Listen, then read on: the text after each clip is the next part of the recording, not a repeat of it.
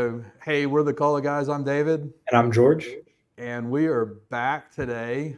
We have Billy Chastain with us from Dominion Energy. Billy is the manager of lake management and parks and recreations for Dominion Energy, South Carolina. Billy, you were with us about a year and a half ago, so That's welcome right. back to the Cola Hey, Guys. I'm glad to be here. Thanks for having me. Brought to you by Dick Dyer, Mercedes-Benz, the first Mercedes-Benz in South Carolina. Yeah, so your first show was a great success. It's been viewed a lot of times, and we keep using it with clients when they want to buy lake property. So we know a lot has been going on at the lake today, so we wanted to invite you back to talk about all of that. Absolutely. Absolutely. Thanks. Awesome. Well, just for our listeners then, could you kind of reintroduce what all you do for Dominion Energy and not only now that we've talked about today as well, that goes beyond just Lake Murray? Yeah, we have 19 recreational sites around several reservoirs, two major lakes, which would be Lake Murray and Lake Monticello, that's in Newberry and Fairfield County, that we're responsible for as far as the upkeep, the grounds, and the some have picnic shelters and bathrooms, that type thing. So I've got a crew that does that, and then I've got what's called lake representatives, and they go around and they do all the permitting of shoreline activity, whether it be a dock being built, a dock modification, water removal for irrigation, you name it. My guys have to sign off of it if it's done on the shoreline of our lakes and reservoirs. Yeah, so that's a lot of a lot to keep track of.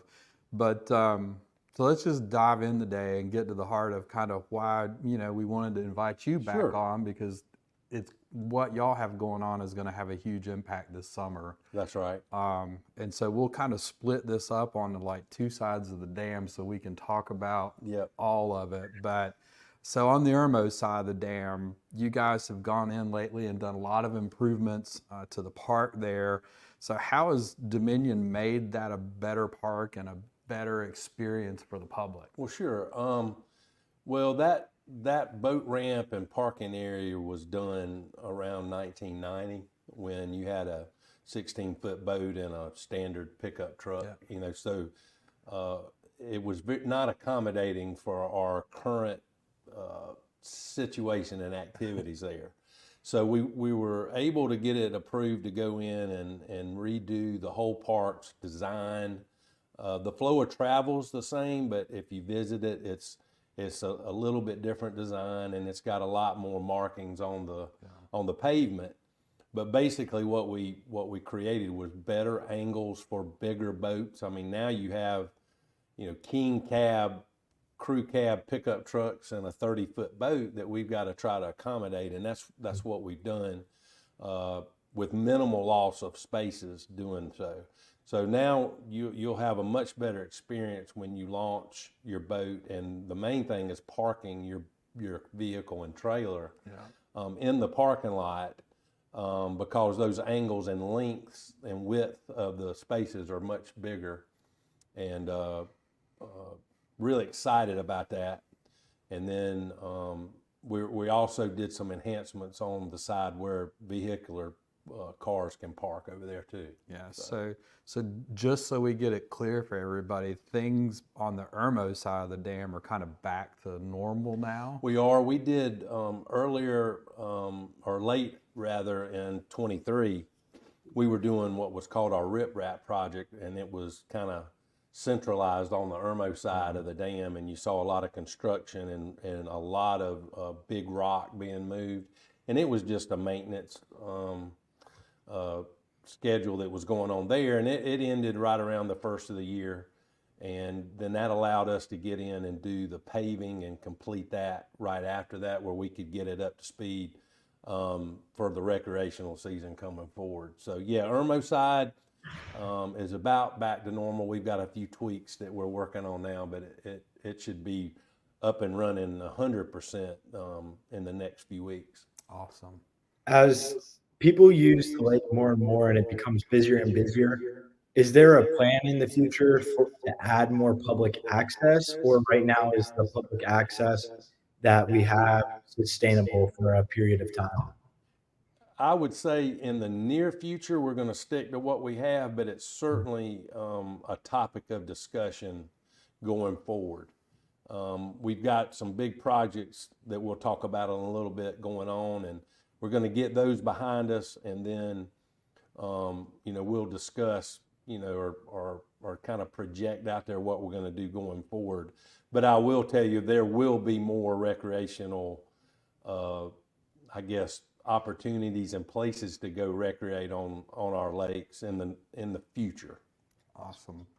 So let's switch sides. Let's take a 1.5 mile walk now. And I don't think, and I say that because I want people to understand how big this dam is that creates this lake. It's 1.5 miles across the dam to the Lexington side. And there's a lot of exciting things going on over there. Yeah, we have a couple of humongous cranes over there, and they do drum up a lot of attention, I can tell you that, and a lot of construction activity going on right there. I'll tell you, we're using not quite half of our parking area for our recreational public beach.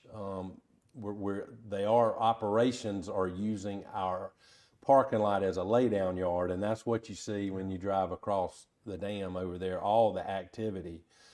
So we are going to be on limited parking over the next couple of years to facilitate what's going on. And what that is we're doing what's called the head gate project out of the towers that are out in the middle of the lake.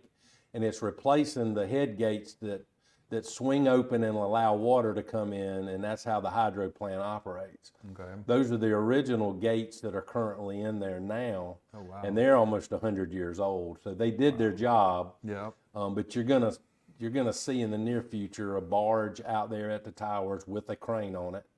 You're gonna see a lot of construction going on all the towers to facilitate this project that's gonna take a couple of years to do.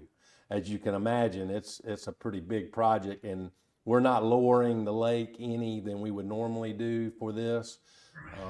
The underwater construction company's coming in that obviously will facilitate that, and we're just going to go forward. But you will continue to see the construction and lay down yard at our park, and then you're going to see out at the towers, you're going to see a lot of construction going on.